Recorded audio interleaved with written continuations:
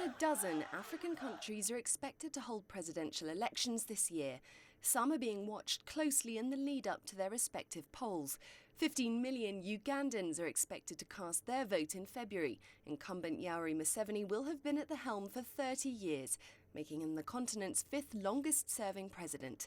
He'll be running against former ally and Prime Minister Amama Mbabazi. Working in Museveni's favour, a divided opposition and the failure to push through proposed electoral reforms. However, voter apathy could mar the Ugandan election. The majority of voters are young and youth unemployment stands at around 64%. Fears of unrest were also stoked when opposition rallies were violently broken up last year. Zambians are also set to head to the polls in August against the backdrop of an ailing economy. Incumbent Edgar Lungu will face opposition leader Hakainde Hichilema, whom he narrowly beat last year in a by-election called after the death of then-President Michael Sata.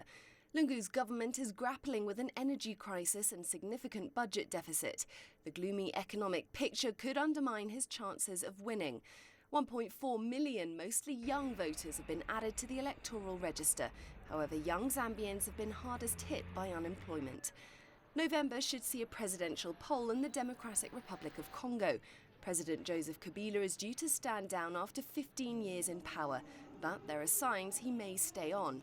The opposition party has already broken off negotiations with the government about conditions for a national dialogue on the electoral process. 7 party leaders from within the ruling alliance also signed an open letter last year urging President Kabila, whose second term ends in 2016, to respect the constitution. They were later expelled from government. Kabila is yet to announce his future political plans. However, the government has succeeded in delaying the electoral process, and international partners fear any violation of the constitution could plunge the country into chaos. Clementine Logan, CCTV.